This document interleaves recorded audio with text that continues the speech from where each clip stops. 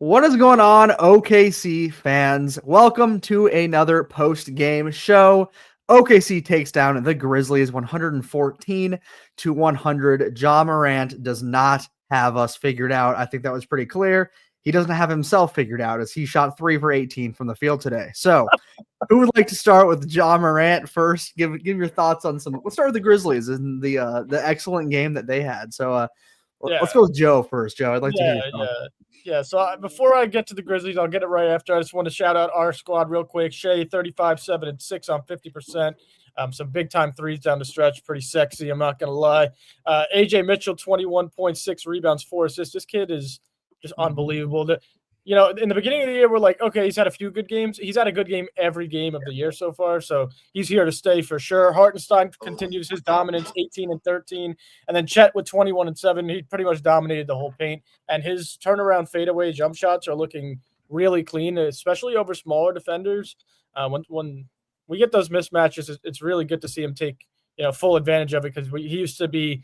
He didn't know where to go with the ball. He would get stripped, but now we know he knows exactly what he's doing with it. But yeah, let me get on Memphis real quick. What a shit show. And for them to be talking all that trash that they do to a team that really doesn't talk much shit in OKC, they're a pretty humble team. They really brought it out of us tonight. I'm pretty sure I heard Alex Caruso talking shit to Ja Morant today and then going down the other side of the court and hitting a three before the end of the third quarter.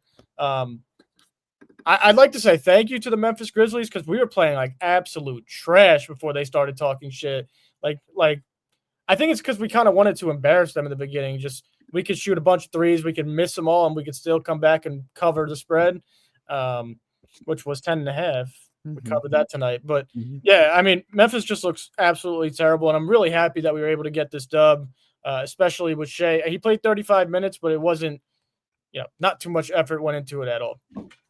No, I mean, not even a little bit. One thing I wanted to mention with Ja, minus 23 on the game, which was, in fact, the lowest of the entire team. Yet he played the most minutes of any player. I mean, I know that kind of adds up considering he's on the court the most, but, I mean, just not looking good at all. Sabir and I had talked about in the pregame show, kind of mentioning how obviously he's not in the right headspace. He literally said directly to a porter the other day that he doesn't know if he's got the drive right now and if he's going to get it back. That is like aggressively obvious because the shots he's taking are lazy. They're very poor shots. There were multiple times where he just pulled from 5 feet behind the 3-point line because he could. Like it reminds me kind of like the way people talk about LaMelo Ball. Like it's not winning basketball. He's going for highlights. He's going for big plays. It's like he's trying to raise his trade value or something. But 3 for 18 and 2 for 7 from the field from 3 with 5 personal fouls and 3 turnovers. That is insane. So wow, Ja Morant, man, he doesn't have anything figured out. All right. I got a nice little graphic for us. Oh no, 17% threes. He's only made 3 shots the whole game. I mean, come on, man. Like, oh my God, what is he doing? I mean, look at the 3 at the top of there's 3 shots at the top there from 3 that are several feet behind the 3-point line. What are you doing shooting those? And look at how many he misses from the mid range. I mean, that is terrible. He's not terrible, man. I'm really confused as to why he thinks he is. He's been doing it his whole career of trying to step into the mid range. Like if you can barely make 3-point shots, you aren't going to be trying to rely on your mid-range game because you don't have one. So you need to just rely on what's always worked, and that's getting to the basket. And he should probably just stick to what's worked for him. So what do you think, Jack? He plays like he doesn't give a fuck. Like he's just out there chucking shit up. I don't know, man. He's terrible. I agree. I think he's checked out of Memphis. I'd be curious to see if he checks back in, if he were to get moved, because obviously he is a decent basketball player, not to our level on OKC side, but he's a good basketball player, and to see him not care at all, he looks extremely flat. When he got subbed out at the end of the game, it looked like he said something to their coach.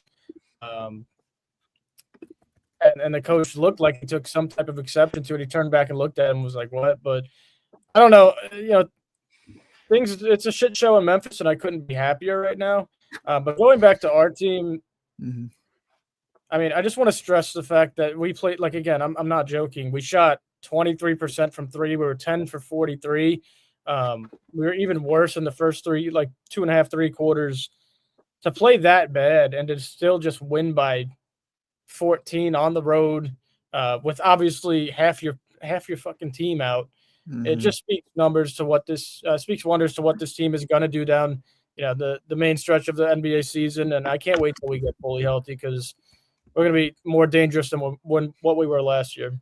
This game, with the way the lead tracker shows, it reminds me of like Golden State Warriors, where a team could be just ahead and we're cruising, and even with not even a full healthy roster, like we're just like, okay, now it's time to just pull away with the lead and make it a blowout. So it was. I think one of the biggest things that I notice, and it's just kind of something that we've caught on throughout the season is it goes on, but the thing that AJ Mitchell brings to this team that's so crazy is we've always had to deal with the non-SGA minutes, and those are so concerning. And AJ Mitchell, I mean, you cannot have a better reliever for SGA right now. I mean, he comes in, he pushes the pace. He's always pushing the defense hard. He's finding the open man. He's knocking down his threes. He's looking to swing to the open man. Like, everything he does is exactly what we need when Shea is not on the court. So, and then when he is on the court, AJ can play right alongside him. So AJ is one of the biggest reasons that the game went the way it did. I mean, he never, when things were getting rough, he stayed consistent the whole game.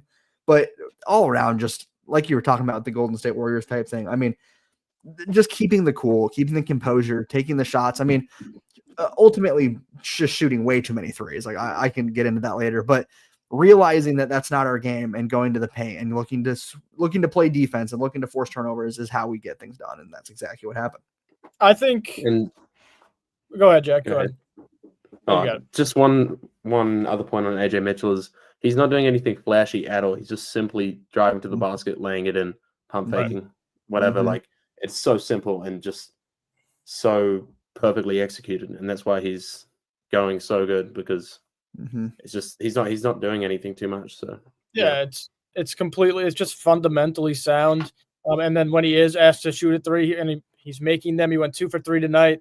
On his open threes, he looks super confident in what he does, especially for like a second-year player who is technically, still a rookie because he missed all of last year, right? Pretty much. Him and SGA, he kind of resembles the confidence, the cool, calm, and collectiveness of SGA, which trickles down the roster because of what SGA brings as a leader. And then obviously, I believe J-Dub. AJ talked a lot about J-Dub and how he's been coaching him like off the floor and when he's on the bench. So to have AJ Mitchell, it's just such a delight and a luxury for this team, because you're going to add Aaron Wiggins back. You're going to get Lou Dort back in the starting lineup to guard the best player on the floor every night.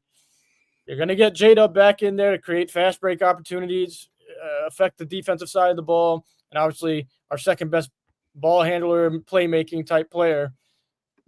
Man, I'm just so excited. I do want to touch on one thing on the negative side of the game tonight. And I do believe we were chucking a bunch of threes early just to get the game over with early. I really do think that was kind of the game plan. Like, let's just shoot. If we're missing, continue to shoot until it reached the point where, okay, we're down by a little too much. Let's just go beat them, which is, again, such a luxury to have that, okay, we can go beat them type thing.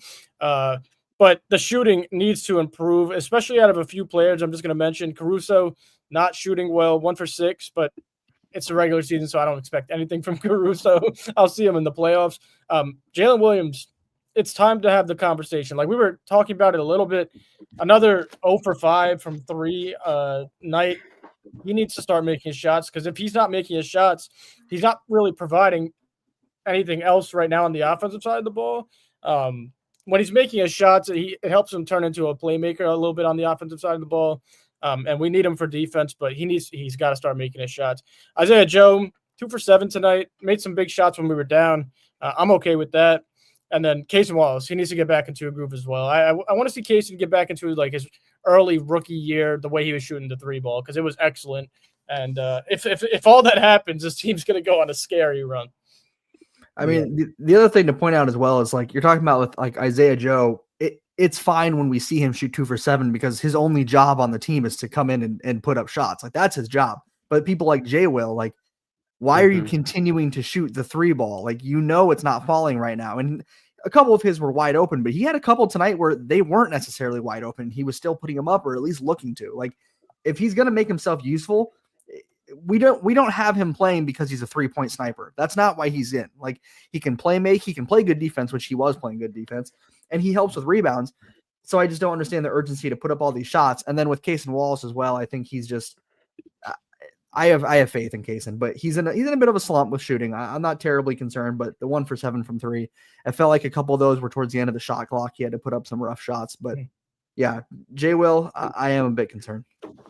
Yeah, and that's back-to-back games where his only shots or field goal attempts have been threes. 0 for 7 the game before, 0 for 5 this game. So I don't know what's going on with that, but he needs to be taking other shots than just threes, especially at that level. And he's not a bad scorer. Like, it's not like he can't score. It's just when he's just putting up threes, that's just ridiculous. Like, that's not who he is. I'd like to interrupt really quick because Satmir got beat to it again. Bradley's in the chat. Bradley said SGA just had his 10th game with at least 30 points in the season, and that was 83 straight 20-point games. And I do believe that I heard on the broadcast that Giannis is second in active 20-point game streak, and it's like 23. So just want to put that out there. This guy's unbelievable, and just respect what you're seeing. Shout out, Bradley. How you doing, bro? Yeah, I mean, we all know what we're getting from Shea. Like we all understand it, but there was a specific moment towards the end there when both Joe and I were like, man, Shea, like, why are you putting up that 3? And then he just cashes a ridiculous step back and then comes down and just does it again. And we're like, all right, I'll just shut the hell up. Like, it just makes you feel so stupid because it's what he does. Like, you don't question when he puts shots up like that in that scenario. And he got us in this. He kept us in this game as well. I mean, there was a reason that we came back, and obviously the 35, 7, and 6, he's doing a little bit of everything. And just playing the game to his pace, I mean, once again, we know what we're going to hear about this game from him, from the media, but every time that he got fouled tonight, it's because he was trying to stop the pace and get him to slow down and forcing them to foul. And that's that is the correct basketball, like, high IQ decision, is to slow down how hard they're pushing, slow down the speed, and get to the line. And that is what it was happening. He wasn't looking to get to the line, but when he's pushing that hard, they can't do anything but foul him. So that was one thing that I wanted to point out. But one other thing I want to say, Xavier and I mentioned in the pregame that either Chet or Hart were going to have a good game because no Zach Edey. Both of them just absolutely ate up. I mean, this was what we wanted to see from our bigs. Both of them taking advantage of playing in the paint. We saw multiple big-to-big action, the alley-oops, the high passes, just taking advantage of really having the paint and no Edey in. So that's what you want to see. I mean, Chet was doing, like you mentioned tonight, Joe, he was hitting those fadeaways, but he was also just playing aggressively enough in the paint where it's like, this is what we want to see from Chet. It's not just putting up threes. It's not just trying to get these like cheap backdoor cuts or whatever. No, he was fighting. He was putting up shots in the paint. And then Hart, what else is there to say? I mean, the guy is proving why OKC fans love him. I mean, 18 and 13 is just dominant. Hashtag keep Hartenstein. I want to throw it over to Satbir because Gabe mentioned something that we stressed on a lot during the playoffs, which we were like freaking out every night because Shea takes those 3-point shots late in the game. But Sapphire, we decided a long time ago that you're going to live with it. No matter what he does, you're going to live with it. And 99% of the time, it's going to work out in our favor. What were you thinking of tonight when, we were up by like 8 points, but he was just doing anything he wanted behind that 3-point arc in the last like 5 minutes of the game? Yeah. I do want to mention something. We've won 14 straight wins over Memphis, including the playoffs, and we still have to hear from their fan base, from their own players. I think it's just gotten a little bit ridiculous as far as dominance from our players 3-point wise. One thing I wanted to mention, I had the graphic up. I'm going to actually pull it back up. Let me go ahead and do that for us real quick. Something I want to show you guys in terms of the stats. So it may not be as obvious, but something that AJ Mitchell is helping us win games on is we already know, if we shoot poorly on the 3-point percentage, we'll still win games. But something that's unique to me that I was worried about last year and in the playoffs was I always mentioned the assists to point ratio or whatever. And we're not averaging that many assists when it comes to, mainly it's Shea. And we're still winning games because of the supplemental scoring of AJ. So if he continues to keep that up, it's really, really hard to beat us, because that was a big issue, was the minutes without Shea. But now that we have AJ, I don't even get concerned if we're not getting that many assists off as a team, because Shea's going to get his 35 regardless. Right. So it's kind of getting scary out there for teams, because before it was like, oh, we're getting Topic and he'll be the guy that's kind of the lead backup and bring a lot of assists and stuff. And now it's definitely not the case with this situation. So I think we have a whole different dynamic with this team. And honestly, I think we're really unstoppable. So just had to mention that out there for anyone watching. Absolutely. We're about halfway through our live for today. I'm going to stop us really quick because it is time for everybody's favorite winning segment. If you're new to the show, halfway through every live, our friend Jack here at the Thunder Covers, go hit him up on Instagram, wears a different OKC jersey after every win. He doesn't tell anybody on the panel what he's wearing. It is our job and you guys in the comments job to figure out what he's wearing. Everybody in the comments, if you're watching along with us, drop names. Like we got, yep, here we go. Guess in the comments. Thought that was a comment already. But I'm going to kick it to Satvir first. That jersey. Oh, man. I see it. Is it Dennis Schroeder? We got a Dennis Schroeder. Yeah. All right, Gabe, go ahead. I'll let you guys know it's a current player. Oh, okay. Current player. You got Bojangles Fries saying Kaysen. I like that guess. I do like that guess. Go ahead, Gabe. I'm gonna go with. I think he's throwing us off today. He wants us to think of a current player who played today. So I'm gonna go Aaron Wiggins, who didn't play today. Yeah. So I like that guess also, because he has been doing who had a good game. And he's been wearing them. Throwing us off. I'm trying to remember. I got it right the other night, and I can't even remember what. I think it was Hartenstein. Was it Hartenstein? Hartenstein. Yeah, it was Hartenstein. So I'm looking at the box score here. Everyone had a pretty good game, and I really don't know what type of jerseys, or I know some of the players he has, but we have a Michael Jordan on the Instagram live. I don't believe it's a Michael Jordan. It could be. Could be custom jersey. All right, let me shut up and stop talking. I'm gonna go with. Wow, could be a custom jersey. Except you said it's a current player. I'm just gonna go with SGA. I'm going with Shea today. Lock it in. I'm going with Hartenstein since he mentioned current. Okay. I'm going with SGA. Anyone else in the comments? Feel free to drop them down below. Final guesses. We're about to lock it in now. It's Aaron. It is Chet Holmgren. Oh my god! But one player, you know what? We got to do better as a panel up here. We got to do better. We're just not delivering. We're not delivering, man. It's really disappointing. I'm playing you guys. He is playing us. That's crazy. The mind games are getting. Jack's got us, man. They are. The first thing I started doing was breaking down the last time we did this. Yeah, it's starting to piss me off a little bit. We're gonna have to figure that out. Let's talk about one thing here, and I'm gonna let you guys all answer this individually.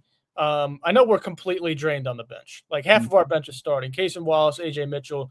They're both gonna be coming off the bench when Lou and Dub are fully healthy, and they're playing outstanding. But that leaves us with Isaiah Joe, Caruso, Jalen Williams, Ooze, and Barnheiser, because Aaron Wiggins is also out.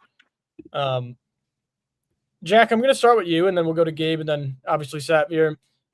This bench only scored 13 points today, and obviously we played the Memphis Grizzlies, and we don't respect them on this podcast. That's just not what we do. Is that a concern moving forward? Because I know we're going to be without those guys for a little while now, and we got some big games coming up this week.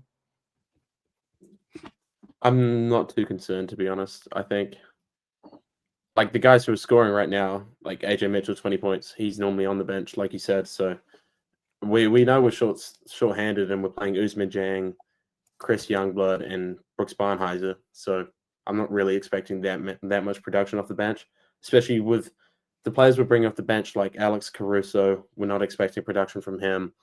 Jalen Williams hasn't been great. So then you're kind of left with Isaiah Joe, and he's not really going to score that much himself. So I'm not too worried about it. I mean, this whole season so far, we've just been saying, wait till we get healthy. All these problems will fix themselves. So I'm just going to wait for that. Yeah. You want to go, Jeff? Really quick, I just want to touch on Texans' comment. I believe who answered this before. If you just want to repeat, I think it might have been Gabe or Sapir. It was me. It's been 14 games, playoffs included. 14 games. It's a pretty long time. Pretty long time. All right, go ahead, Gabe. Sorry. Yeah, I mean, Jack makes good points. We don't have to worry about AJ being in the starting lineup. Same with Kaysen. I mean, both of them are going to bring it off the bench. But the thing that kind of really at least reassures me is I really think the offensive production that we're going to get when J-Dub comes back cannot be underestimated. I think it's going to provide a lot of that extra scoring. And the biggest thing is just making the most out of those non-SGA minutes. And like I mentioned earlier, that is exactly what I think is going to happen with the way that AJ's been playing. I mean, AJ does everything that we need him to do in just long enough. And I trust Kaysen enough to find a shot. I trust Joe. Joe's here to hit his threes, at least with the amount of players that we have. Like, I agree that we're not expecting high percentage shooting and high volume from Caruso in terms of points, but with all the players that we have on the bench, I have enough faith in a combination of them doing enough when SGA is off the court. And then as soon as he's back on the court, you get SGA back, you get J-Dub back. J-Dub can also work in those non-SGA minutes as well as Chet. I mean, this team is too good to be concerned about that. And we've always talked about how deep we are. And I don't have any concern about that just because today's game didn't go the way that it normally would have with those points.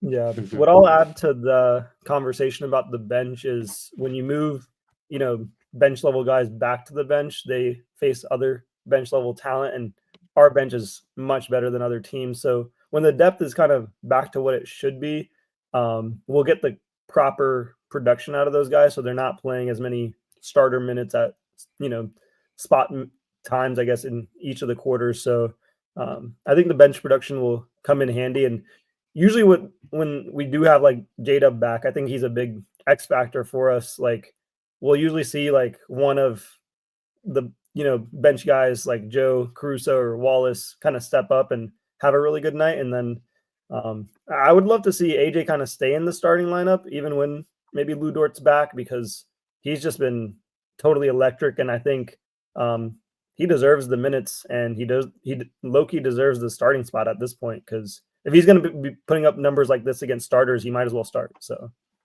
Yeah, I like that point. I guess that kind of transitions us quite well to this comment. Really quick, get my face back up on the screen. But before we do touch on this comment, we love all of you guys commenting in our comment section. We're going to get to as many as we can. If you want priority comments, we do have our memberships down on our YouTube channel. You could go join, go check that out. You'll see all the perks that come with it. It's also posted on our Instagram page. We have all the subscriptions right there. So if you guys want to go check that out, thank you. And let's continue here. Tyler on YouTube goes, trade ideas this year. And for me, I don't love this question because we're 10-1. But Satvir, I guess you have to start now, because if AJ Mitchell is going to be a starter, which I don't necessarily agree with, but someone's got to be moved, because Lou Dort's not coming off the bench.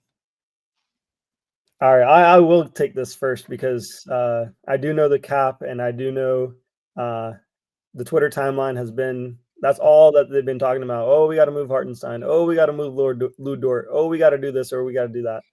Me personally, with the way the team's playing, with the record that we're going to have, with the investment into the new stadium, and the new money that's about to come around in about 2 years, I don't think we should move anyone. Like, if we have to eat luxury tax for 2 years, which is nothing in the NBA, that's honestly just money from billionaires, and I don't think they have any issue losing a couple pennies. So, yeah, I think they should just pay everyone at this point, because the roster is what it is.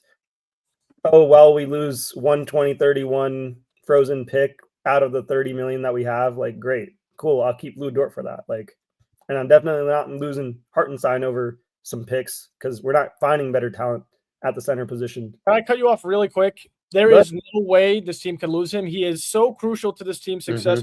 There is a reason why we won the championship last year, and this guy is He hasn't even reached his peak yet. He's only getting better. We just watched him drop 33 points, 18 rebounds. He comes back with 18 points, 13 rebounds, and his connection with Chet is unbelievable. So no matter what, he needs to stay on this team because we all love him and we need him here. Yeah, and if we were to move one guy, I guess if I was like push comes to shove, like Lou Dort's the easiest to move off of, but we can also move off of a combination of like Kenrich, Isaiah Joe, Aaron Wiggins, package those guys up, free up 30 million. That's the same as Lou Dort. Like we shouldn't have too much of an issue, and those guys aren't bringing much bench production, in my opinion, anyways. So I know you guys are shaking your head. I'm just giving out options. Aaron Wiggins isn't. No. I'm not shaking my head at that. Don't worry. Yeah, I'm just giving out some options, but if it's up to me, I'm just paying everyone and extending everyone, and it's pennies to the dollar when it comes to the owners. So I mean, there was a time where almost a year ago, probably more than a year ago, where everyone in the NBA was like kind of freaking out, saying that we like significantly overpaid Isaiah Hartenstein. I mean, genuine like panic that he was overpaid. Except Thunder fans who remained cool and realized that Sam Presti knows what he's doing. And here we are, Sam Presti clearly knows what he's doing, as look what's happened. Look at the way this team's, I mean, it's just everything with Hartenstein and the way that the contract that he's on for us. If that's considered an overpay, then so be it, like overpay him more. Like the thing he brings to this team is just absolutely ridiculous. So yeah, if you're moving players, I mean, he's essentially untouchable in terms of what we've given him for a contract and what he brings to this team. I don't think it's really worth trading anybody either. I agree with Savir. I mean, other than packaging picks and trading for Giannis. No, I'm joking.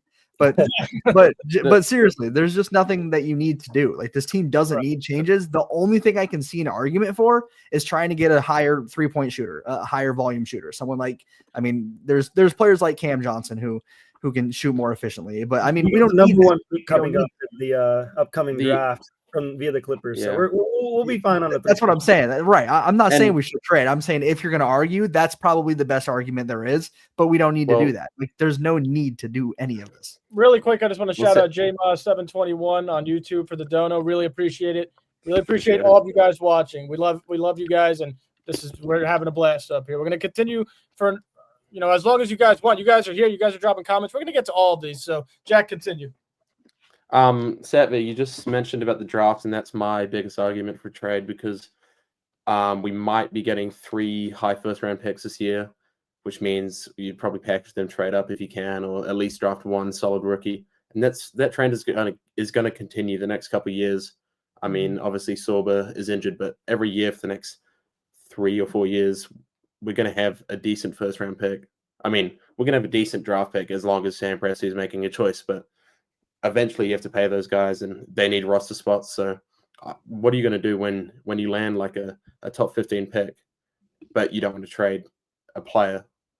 What are you going to do with the pick? You can continue cycling them into the future, but, eventually we're going to have to trade someone and keep regenerating the system from young guys. Yeah. Well, at least that's what I think. We'll continue to do so. I mean, we're already having such a good blend. I think Sorber is going to be good for us when he gets healthy. We love Tope, wishing him a speedy recovery, but he's part of that group as well. Barnhizer looks solid, and they're just going to keep coming in, coming out. I mean, maybe we make a few trades. We dump a few picks for a player that, we can rotate if we need a body. But as we all know on this podcast, as we love to say, we're just going to trust Sam Presti and let him figure it out. I love this one by Dak Daddy 3057 on YouTube. He said, what about Morant being on the block? Get his ass out of Memphis. Actually, I'm going to let you guys go, but keep his ass in Memphis. I hate that guy right now.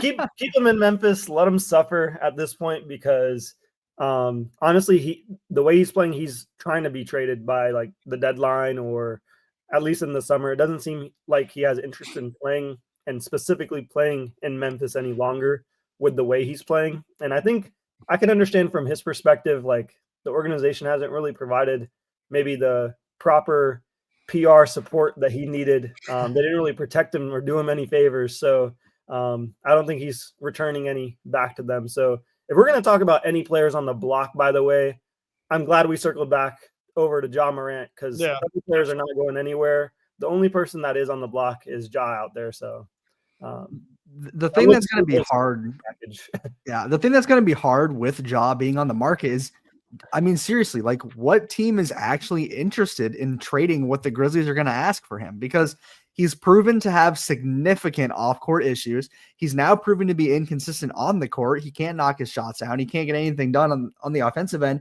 And he's never been some phenomenal defender unless it's for a highlight block. So it's a concern. Like, I'll play a little bit of the devil's advocate here. I've always liked Ja until the whole fiasco. That was disappointing, but I've liked Ja enough as a player. So this is kind of like, this is disappointing for me because like I want to see him succeed. And I do think that he's a good player. And I like the battle between him and Zion, but it's not looking good for Ja. It's just not like, unless he's going to seriously sit down and reevaluate how much he wants to be playing basketball. I don't see him getting any better. I don't see the situation getting any better for him. I see this turning into a situation where he's just stuck on Memphis for 90% of his career. Just like most of his career. I can just see that being a serious problem. So if he gets stuck on that team, he's going to end up being one of those players that we always talk about as, oh yeah, he was pretty good. He averaged 24 his whole career, didn't do anything, never got close to winning MVP, never made a playoff push, that's what he's stuck at. And I saw one team that's interested in him is Minnesota. And I don't hate the concept. My issue is you're going to clog the paint. Him and two of the most athletic guards next to each other. That's going to be difficult, but Ant's a good enough shooter. But still, it's something that concerns me, at least for his future, is unless he starts trying harder and making his stats look better and acting more positive, no one's going to trade for him. Right. So he's on the block, but everyone's afraid, and no one wants that. There's not much of a market, kind of like when we were talking about Zach LaVine the other day. What's up, Sam? How you doing, bro? Good to hear from you. Comment more. We want to hear from all of you guys. What else we got? There we go. Who do you think the Thunder's biggest problem this year is? Again, from Dak Daddy, 3057. I'm going to start with this one. I think it's Denver. I've been watching Denver. Denver looks great. They're still trying to filter in Cam Johnson, which they will. He's played in a similar system that Denver likes to play in Phoenix before he went to Brooklyn. I think they're extremely deep. I think they have a great backup big in Valanciunas. I believe they have the second best player in the NBA in Jokic. They're a fantastic team, and we're going to have to be locked and loaded and fully healthy to beat them in a playoff series. I'll tell you that. Absolutely. There was something I kind of wanted to ask you guys, and I'll let you guys start. Joe, you can go first on this one. But so we kind of saw today that slower, maybe like not the most initiative towards the second quarter, where we were just kind of letting things fly still. I mean, we were losing by a pretty good amount, and we were just still letting things fly. That's not going to work against a team that's like Denver. So is there any sort of concern that you guys have with the lack of maybe urgency when it comes to being down big, or do you like the concept of just trying to ride it out? Because I like writing it out, but when you play a really good team and you try to ride it out and now the third quarter is almost over and it's not come around, shit hits the fan and you start panicking. So what are your thoughts on that, Joe, in terms of the pace? Yeah, sorry, I got a little distracted in the chat there, but you're good. I think we're going to start much better when we're fully healthy, and I hate starting that way. We were going back and forth. We were frustrated, especially to start that slow against a team like Memphis. I think this team realized coasting in the regular season against certain teams is a thing you could do. I don't want to see them do that against the big teams. Like we play the Lakers and the Warriors this week. I'd like to start fast and finish fast and just kill them throughout the whole game. I think this team is smart enough to be prepared for a team like Denver, especially when it gets to, like a playoff series. I think we showed that last year because we did have some of these games last year too. Like we were coasting last year during the regular season. We had that miserable game against Minnesota at home where we gave up like a 25-point lead. And we all hated that, but this team will be prepared. And for now, I don't have a problem with it, but they better be, up for the challenge when it does come. And I do believe our first game against them is in like February, which is this week, by the way. Right. Bass Baits Fishing. Thank you, man, for the comment. That's very nice of you. But Jack, what are your thoughts on the pacing? Well, especially to start the games, like Joe was saying, I think tonight we started, was it Hartenstein back-to-back dunks, so that puts some pressure on the paint. and then all of a sudden the paint's collapsed, and then we're kicking out to 3-point shooters, and then we're not making the threes. So I think that's the only hurdle in our starts is if we can't hit the threes, then they just pack the paint. And we started the game 3 for 18 from 3, and I think 18 out of our first 35 shots were threes. So it just kind of spirals out of control. But when you have someone like Joe or Shea who can make threes, I think it's really, really valuable. And obviously, like you said, when J-Dub gets back, we'll have no issues at all. Like, this team is going to be insane, fully healthy. And I sound like a broken record saying that again and again, but it's so true. I'll say we're only saying it because it's true. Savir, what do you think? As far as pacing, I think you guys have covered everything. Also, we got Thunder Legend Bass Bites Fishing. It looks like in the chat. I got distracted a little bit. But I think pacing wise, we're doing fine. Once J-Dub's back, I think we'll kind of find our stride a little bit better in terms of that. Defensively, also, I want us to tighten up. I think the one guy I'm kind of shocked by for the season so far has been Chet. That's the one guy I want kind of to step up a little bit more on the defensive end. I think offensively, he's been, I guess, stepping up a little bit better in terms of what he wants to do. And I think he's definitely figured himself out on that end. But I'd like to see kind of bigger block games by Chet. He started out the season decently, but kind of for the expectation that I have for him, I think that'll help with our transition game a lot, getting those blocks in. So, yeah, fair enough. I definitely think Chet looked good today, but I agree with you for sure. Definitely a big area for us to kind of see how the season goes. We'll get to another comment real quick, and then I want to bring up looking forward. Do you guys think the Thunder will repeat? We'll go down the line. Let's make this quick. I'm going to go with yes right now. Yes, the Thunder are repeating. I mean, we're not real fans if we don't say yes, so absolutely. Yeah, we've definitely got all the tools, all the players. We're even better, like Shea mentioned in the comments of like how like last year's playoffs, especially the finals went and how it felt in terms of the win. And he knew there was another level to it. And we all knew that as well. We didn't play as well in the playoffs as we did in the regular season. And for him to say that, and then the team kind of, always being gunned down in terms of other teams coming after us, I think for us to be 10-1 right now and having the injuries that we have, like this is just, it keeps, surprising me. So yeah, super excited. Well, something that we kept saying during the Nuggets series when we were dropping some games was, man, they just have that experience over us. We're just younger. Well, now we have the best version of experiences. We just won the finals in Game 7. So it doesn't get bigger than that. It doesn't get more intense than that. And we're coming off a season where Shea just had a historic guard season. He won MVP, won the scoring title, wins finals MVP. We win the finals in 7. We take down a Nuggets team that is more than worthy to be a championship contender. And then we take down that Pacers team was absolutely there for a reason. They didn't just get lucky. They were there for a reason. So we took down some tough teams, and that is experience, So we go into this season with that experience on our belt now. We can't just say, well, we're young, we are young, but we're experienced now. And that's something that is so very rare, is seeing a team that's young and experienced. And that's why I think we are going to run it back. Yeah, absolutely agree. All right, let's look forward really quick before we end up here. Tuesday, home against the Warriors at 7 p.m. Central. I don't know who's going to be playing for the Warriors. They've had several guys out. I actually don't even know who's going to be playing for us. We're just throwing guys on the court and winning games. Really quick, I don't want to touch on it too much because we are going to do our game preview Tuesday morning. But thoughts on, finally getting back home and taking on the challenge that is the Warriors? It's nice to get home. It's really annoying that it's the start of a back-to-back immediately as soon as we're home. But Golden State gives us a good game. They always do. It's always a good challenge.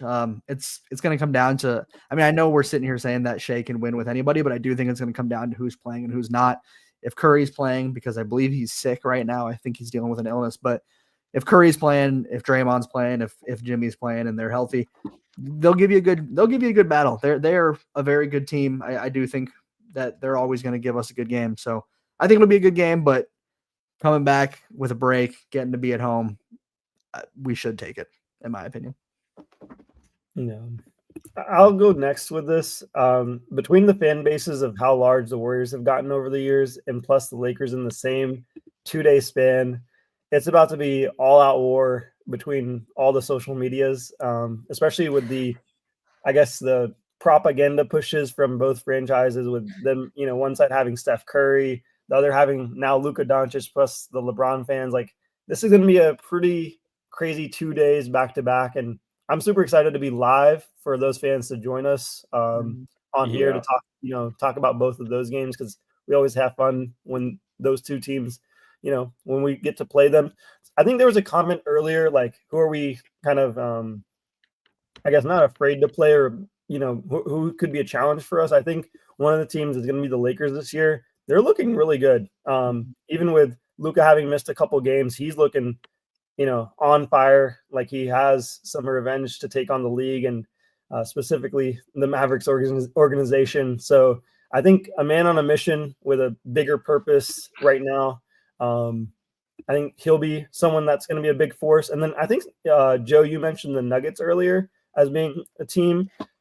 I'm actually, kind of surprised by that team as well right now, because the player that they traded for this summer hasn't panned out for them. Like, he's not averaging the best points and, other stats. And then the guy that they traded away, he's having a great season with the Nets.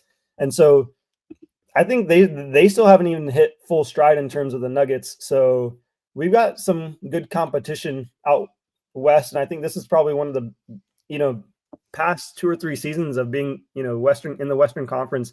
This is the toughest conference. And then we also had some comments earlier mentioning Wemby. I mean, it's just getting scary out here. I think Fox just returned. He had a good game too. Yeah, he had a good game as well. So it's looking like a lot of fun challenges. And I actually prefer that for the Thunder. Like, if we can beat out all those teams and still win a championship, I think that'll say a lot about the team. And then specifically the Shea commentary is going to get ruthless next season for everyone watching, by the way, because already ruthless. Ring in this type of Western Conference, you guys will never hear the end of it, specifically from Gabe. So yeah.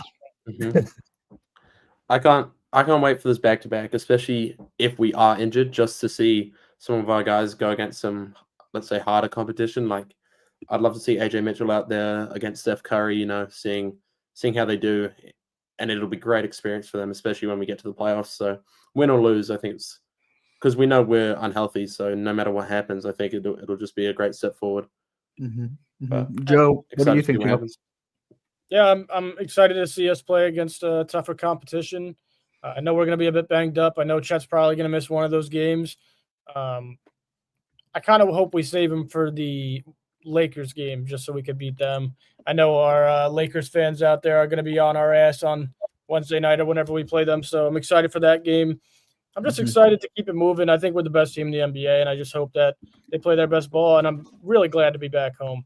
And before you close us out, Gabe, I just want to shout out everybody in the chat. You guys have been wonderful. We're so happy to have you here. If you're enjoying the content, like the video, subscribe to the channel. Go check out our subscriptions, our premium subscriptions, all the fun stuff you guys could, get into with us. And then it's also on our Instagram page if you need a reference there. And Gabe, why don't you go and close us out for the evening? Yeah, absolutely. Thank you guys for tuning in. We love the comments, like Joe said. We love getting comments and just being able to talk with you guys. We've said it many times. This is a podcast by fans for fans, and that's never going to change. So thank you guys for tuning into this. We cannot wait to talk to you guys on Tuesday when we take on the Warriors. That'll be a really fun one. It might. It might. Dad. Yeah. It definitely can. If you want, just give me a time and place. Thank you guys. Seriously, we really appreciate it. We appreciate all the comments and whatnot, and we're glad to be here. So thank you guys. And Joe, you wanna say something before we end up? Yeah. Fuck, I kind of forget what I do. Thunder up, baby! Let's go. Let's go.